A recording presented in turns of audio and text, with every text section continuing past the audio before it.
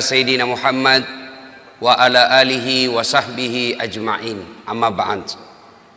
Faqad qala Allah subhanahu wa ta'ala fi kitabil karim wa huwa asdaqul qailin. A'udzu billahi minasyaitonir rajim. Bismillahirrahmanirrahim.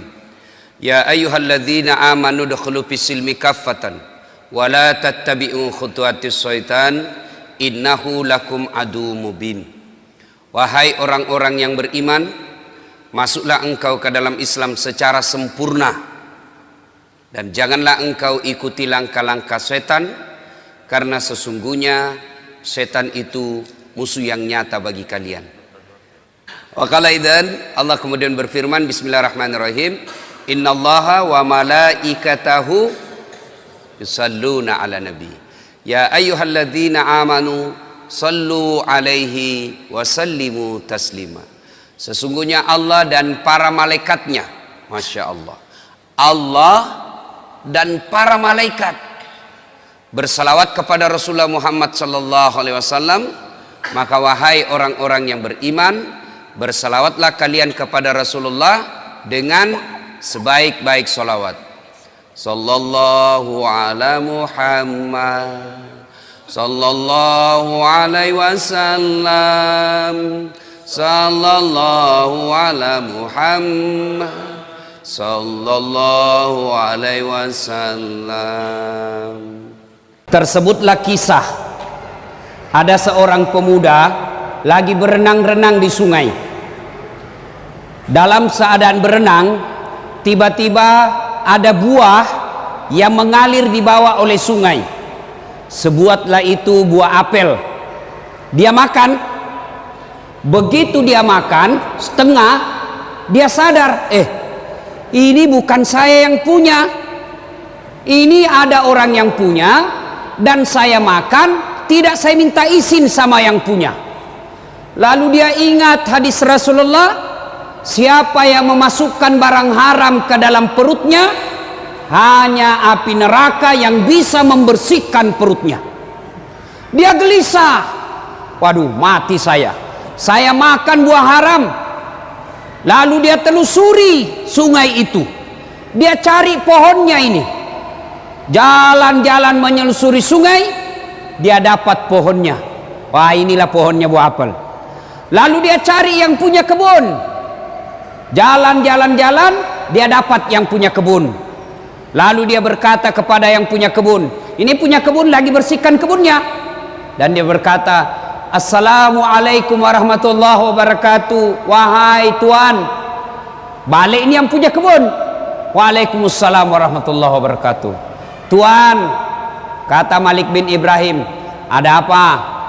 Saya dapat buah di sungai, saya sudah makan setengah, dan saya ternyata tidak minta izin sama tuan. Mohon maaf tuan, saya sudah terlanjur makan yang setengah, tolong halalkan yang setengah lagi, saya kembalikan ini yang setengah. Kata yang punya kebun, enak betul kau sudah makan setengah, kau kasih saya sisamu.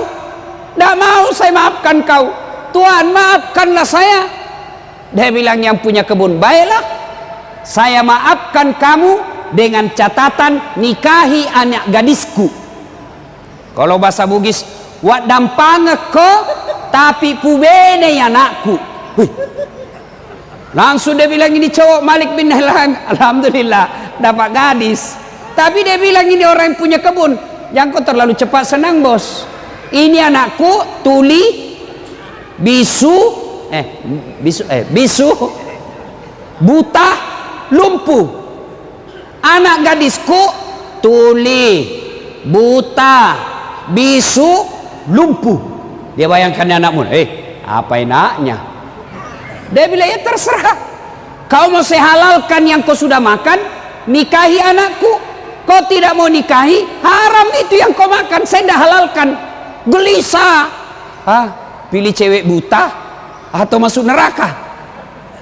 Dia ingat lagi, tidak ada yang bisa membersihkan kecuali api neraka. Oke, kata anak muda ini Malik bin Ibrahim, baiklah tuan, saya nikahi anakmu. Sudah dinikahkan. Setelah dinikahkan, Lalu bapaknya berkata, anak muda, silakan kau jemput istrimu, silakan kau masuk di kamarnya. Jalanlah anak muda ini berpikir, aduh apa enaknya, tuli bisu lumpuh. Dia ketuk pintu. Assalamualaikum warahmatullahi wabarakatuh. Selang beberapa saat keluar kedengaran suara perempuan. Waalaikumsalam warahmatullahi wabarakatuh. Wih, kaget. Berarti dia tidak bisu. Karena dia jawab salamku. Berarti dia tidak tuli. Dia dengar salamku. Lalu dia buka pintu, dia masuk. Lalu dia datang ini perempuan, dia jabat tangan suaminya. Berarti dia tidak buta. Dia lihat tanganku, dia jalan menghampiri suaminya. Berarti dia tidak lumpuh. Kenapa? Dia bisa jalan. Dia tidak peluk istrinya. Kaget. Tidak buta, tidak tuli, tidak bisu, tidak lumpuh. Dia lari ke mertuanya. Pak, balik kok. Ini kalau bahasa Bugis balik bohong. Banyak juga orang Bugis di sini. Banyak. Masya Allah. Di mana-mana saya banyak orang Bugis ini, Pak. Di biduk-biduk banyak orang Bugis. Samarinda seberang banyak juga orang Bugis. Sangatta banyak orang Bugis. Di Bontang Kuala mau orang Bugis semua situ. Saya masuk penjara banyak juga orang Bugis. Bubuhan Bugis ini luar biasa. Lalu dia bilang, ini bapak bohongi saya. Kenapa bapak katakan anaknya buta padahal dia melihat? Apa kata ini bapak? Anak muda, anak gadisku sebenarnya sudah banyak yang lamar. Saya katakan anakku buta bukan karena dia tidak melihat, tapi matanya tidak pernah melihat barang-barang haram. Tidak seperti anak muda di Indonesia sekarang suka lihat film porno di HP-nya. Bukan cuma anak muda, orang tua juga. Lalu dia bilang lagi, lalu kenapa bapak katakan anaknya bisu? Anak muda, anakku saya katakan bisu bukan karena dia tidak tahu bicara, tapi mulutnya tidak pernah berbicara kecuali yang ada faedahnya. Tidak pernah berbicara tidak ada gunanya. Tidak seperti ibu-ibu Indonesia, biar bukan urusannya dia gosip juga. Biar Ustadz Dasat gosip juga. Lewat langsung, itu lagi Ustadz Dasat, itu juga wajunya waktu di TV One. Kenapa? Khusus kok tukang gosip. Lalu dia kita anak-anak muda ini, lalu kenapa bapak katakan anaknya tuli? Anakku saya katakan tuli bukan karena tidak bisa mendengar, tapi karena telinganya tidak pernah mendengar sesuatu yang bukan urusannya. Begitu, iya. Lalu kenapa bapak katakan anaknya lumpuh? Anakku saya katakan lumpuh bukan karena dia tidak bisa berjalan, tapi karena kakinya tidak pernah melangkah kecuali langkah-langkah fisabilillah. Tidak pernah pergi tempat biliar, tidak pernah pergi tempat main karaoke, tidak pernah pergi tempat sabung ayam. Kakinya selalu dia pakai berjamaah di masjid. Wah, kata anak muda, berarti bagus sekali tuh anakmu, Pak. Dia bilang, ini anak gadisku banyak dia lamari, tapi tidak ada yang lulus. Lalu kenapa bapak pilih saya? Saya pilih kamu karena saya yakin pasti kau orang baik. Buah saja yang nyata-nyata sudah jatuh, yang semua orang pasti halalkan, kau masih takut. Berarti dalam perutmu, dalam darah dagingmu tidak ada barang haram mengalir dalam dirimu. Kamu pasti orang baik. Sudah anak muda, jangan banyak bicara. Masuk kau capai istrimu. Masuklah dia di dalam istrinya. Dia peluk, dia cium. Lalu apa kemudian yang terjadi? Silakan bapak sendiri bayangkan. 1 tahun kemudian lahir anaknya ini, Malik bin Ibrahim. Lahir anaknya Malik bin Ibrahim, lalu dia kasihlah nama anaknya Abu Hanifah. Apa tahu kan siapa Abu Hanifah? Abu Hanifah adalah salah satu imam mazhab yang sampai detik ini masih dipakai ilmu-ilmunya, masih dipakai fatwa-fatwanya. Bukan cuma di Indonesia, seluruh umat Islam di dunia memakai ilmunya. Hebat Abu Hanifah. Kenapa? Karena bapaknya terpelihara dari makanan dan minuman yang haram. Inti ceramah kita ini, Bapak mau punya anak seperti Abu Hanifah, meskipun bapaknya sudah meninggal, ilmu-ilmu anaknya dipakai sampai detik ini, maka disebut amal jariah. Meskipun dagingnya sudah hancur, meskipun tinggal tulang belulang, tinggal tengkorak, tapi amal-amalnya tetap mengalir. Kenapa? Karena dia punya anak yang bagus ilmunya. Kenapa? Karena bapaknya tidak pernah memakan dan meminum serangan fajar.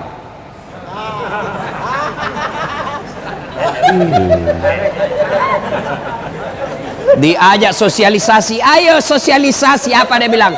Wane piro.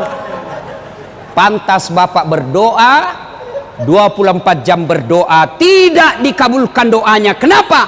Ada serangan fajar dalam perutnya. Hati-hati Pak, rusak. Negara kita hancur gara-gara apa? Bapak memeras caleg. Caleg mau baik-baik, kita lagi yang peras. Bayangkan Pak, ada yang bilang habis duitku 2 miliar tidak terpilih. Apa ndak gila orang Pak? Coba kalau dia pergi kawin 2 miliar bisa 10 kali Pak. Nah Bapak Ibu saudara-saudara sekalian, Bapak mau tahu ndak bagaimana nasib Bapak nanti dikubur? Mau? Ibu-ibu mau tahu nasibnya ibu nanti ketika meninggal? Halo ibu, kalau ibu meninggal nanti siapa yang doakan ibu? Siapa?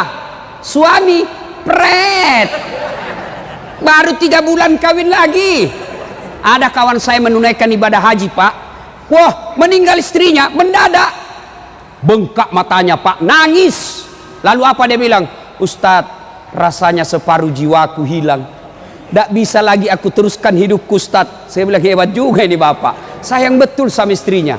Beberapa bulan kemudian saya pergi jogging lapangan Karebosi Makassar, ada lagi perempuan di sampingnya, putih, muda, tidak pakai jilbab, seksi. Saya tanya, Pak, siapa dia? Dia bilang, istri baru Ustaz.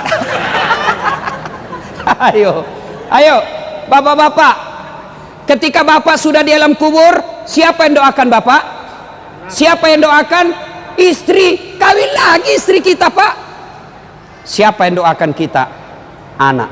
Saya tidak mau ambil contoh orang lain. Saya yang selalu saya doakan dalam sujudku, bukan saudaraku, bukan bosku, bukan rektorku. Siapa?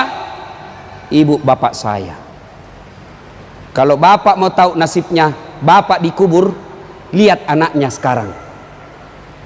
Kalau sampai 30 malam tarawih selalu ada di masjid, bapak sudah kaya. Anaknya jam 4 pagi, 4 sore pergi main futsal, pergi main skater, pergi main bulu tangkis, pergi jogging. Tapi begitu 5:30 buru-buru pulang ke rumahnya, lari masuk ke kamar mandi. Kenapa? Dia buru-buru mengejar sholat maghrib berjamaah di masjid. Bapak sudah kaya meskipun 30 tahun di Samarinda ngontrak-ngontrak. Jam 4:30 subuh bunyi gerendel di pagar besi, intip. Wah, masya Allah, ternyata anak bungsunya buru-buru ke masjid sholat subuh berjamaah. Bapak sudah kaya. Mau ndak punya anak yang baik Pak? Mau? Pasti mau. Salah satu resepnya, belajar dari kisah, jangan sentuhkan anakmu makanan dan minuman yang haram. Coba lihat anak-anak pejabat yang korup, yang menghalalkan segala cara, halal haram hantam, tidak punya rasa malu. Mobil korupsi dia pamer, rumah korupsi dia pamer. Coba lihat anaknya, 3 anaknya, 1 pengedar, 1 pengisap, 1 kawin lari di bawah bandar. Ayo, maka Bapak Ibu Saudara sekalian, hindarkan anak kita dari makanan dan minuman yang haram. Ada 3 kewajiban orang tua kepada anak, artinya dia berdosa ketika dia tidak amalkan. Ada 3 kewajiban orang tua. 1, kasih nama yang baik. Biasa lagi orang bilang, oh, apa arti sebuah nama? Bego, dongo, beleng-beleng. Bapak bisa bayangkan seandainya tidak ada nama semua kita di sini. Caleg kemarin kampanye kalau tidak ada semua namanya. Ayo, coblos Anu. Anu siapa? Anu yang pendek. Oh, banyaknya caleg yang pendek. Coba bayangkan. Dari nama, Bapak sebut nama orang minimal saya 2 tahu. Apa? agama dan sukunya. Begitu bapak nama sebut Abdurrahman, 99% pasti muslim. Tapi kalau disebut Bertus Titanus pasti bukan Islam. Iya toh? Satu agama. Yang kedua, dari nama saya tahu suku. Begitu bapak namanya sebut Ambok Dalle, tidak mungkin Madura, pasti Bugis. Tidak mungkin Jawa. Masa Jawa Ambok Dalle? Tidak mungkin lah. Margono, iya. Sutioso, iya. Jokowi, Jawa. Tidak mungkin. Siapa orang apa? Jawa Tengah. Siapa namamu? Ambo Upe. Tidak mungkin. Nama. Yang kedua, kewajiban orang tua, beri makan. Yang ketiga, didik. Dari 3 kewajiban orang tua, sayang 1000 sayang. Kita terlalu bingung dengan makannya anak tak. Kita terlalu cemas dengan perut anak kita. Padahal tidak ada orang yang mati gara-gara kelaparan. Masya Allah. Samarinda, tolong tunjukkan saya ada orang yang wafat, meninggal dunia di Samarinda karena kelaparan. Tolong tunjukkan saya. Tak mungkin.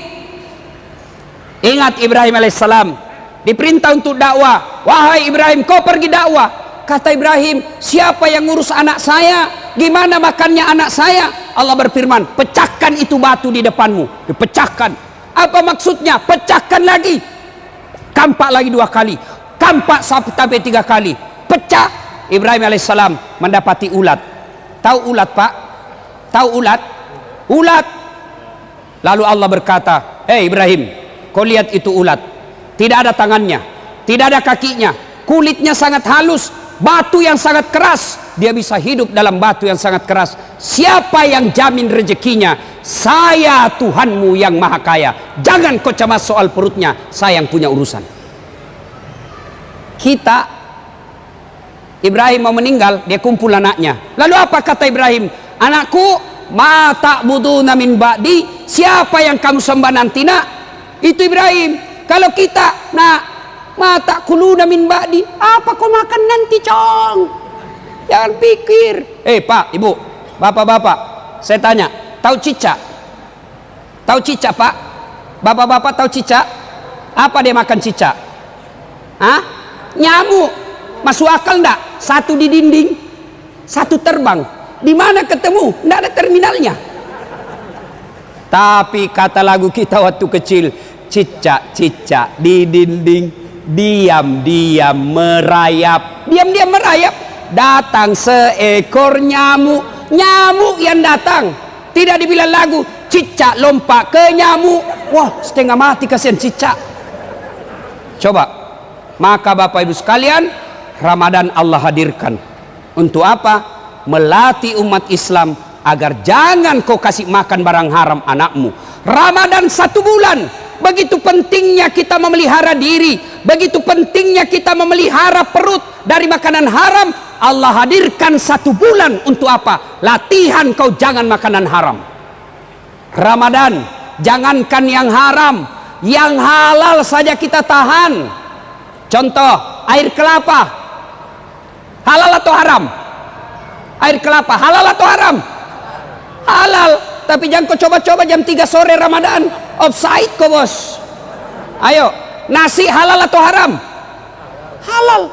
Tapi siang hari bulan Ramadan jangan coba. Alhamdulillah, kalau kita mampu berhasil melewati Ramadan. Tapi yang lebih penting, selesai Ramadan terpelihara diri kita dari makanan dan minuman yang haram. Jadi pedagang jangan menghalalkan segala cara. Pedagang dia tulis dagangannya asli padahal palsu. Hati-hati. Dia tulis bensin murni padahal dia campur minyak tanah. Begitu ditanya, kenapa kau tulis bensin murni, kau campur minyak tanah? Apa dia bilang? Istriku namanya Murni. Pret. Ayo, hati-hati Pak. Tidak ada orang mati gara-gara isi perut. Tapi yang banyak masuk neraka karena gara isi perut. Kumpul kiri kanan, hartanya dikumpul-kumpul, menghalalkan segala cara, ternyata meninggal harta yang ditinggalkan diperebutkan oleh anaknya, bagus kalau untuk sedekah, tapi dia pakai berjudi dan narkoba. Pada akhirnya Rasulullah sallallahu alaihi wasallam suatu saat menuju ke satu tempat. Dalam perjalanan ke tempat tersebut Nabi melewati pemakaman. Tahu pemakaman, Pak? Kuburan. Lalu Nabi bersabda, langkahkan kakimu dengan cepat. Orang Bugis bilang, ma peri-peri kok. Cepat. Pulang lagi, lewat makam yang sama. Sahabat ingin langkahkan kaki, lalu Nabi bersabda, tidak usah buru-buru, kau santai saja. Bersahabat bertanya, ya Rasulullah, tadi waktu pergi buru-buru, langkah kami cepat-cepat, pulang tidak lagi, ada apa ya Rasul? Nabi menjelaskan, waktu pergi tadi, itu orang yang ada di kubur disiksa. Saya tidak tahan mendengar, saya tidak tega mendengar dia disiksa, maka saya mau jauh-jauh cepat supaya saya tidak dengar dia disiksa. Waktu pulang saya dapat berita Jibril tidak lagi menyiksanya. Saya dapat berita dari Jibril. Kenapa? Allah perintahkan, berhenti kau siksa itu orang tua. Tidak mungkin ku siksa orang tuanya sementara anaknya di dunia lagi membaca Bismillahirrahmanirrahim dengan nama Allah Maha Pengasih dan Maha Penyayang. Masa bapaknya ku siksa, anaknya menyebut saya Maha Pengasih dan Maha Penyayang. Artinya, Bapak, Ibu, Saudara-saudara sekalian, yang bisa menolong Bapak ketika Bapak sudah di dalam kubur bukan pangkat jabatan. Yang bisa menolong Bapak ketika sudah di dalam kubur adalah bukan harta kekayaan, tapi apa? Anak yang soleh dan soleha. Maka salah satu cara agar anak kita menjadi soleh dan soleha, pelihara dirinya dari makanan dan minuman yang haram. Alhamdulillah, Bapak subuh ajak anaknya ke masjid. Ajak anaknya ke masjid. Tidak boleh kita biarkan. Jangan sampai kita husuk tarawih, kita husuk berjamaah, kita husuk berjamaah di masjid, anak kita di jalan keluyuran, anak gadis kita dibonceng cowoknya dan kita tidak peduli. Maka demi Allah, orang tua seperti itu sebelum anaknya masuk neraka, ku ampusakum wa ahlikum nara. Orang tuanya dulu masuk neraka, baru anaknya. Auzubillah min zalik. Semoga ada manfaat. Ini saja tausiah kita. Demikian, ingin rasanya berlama-lama, tapi waktu jualah yang membatasi kita.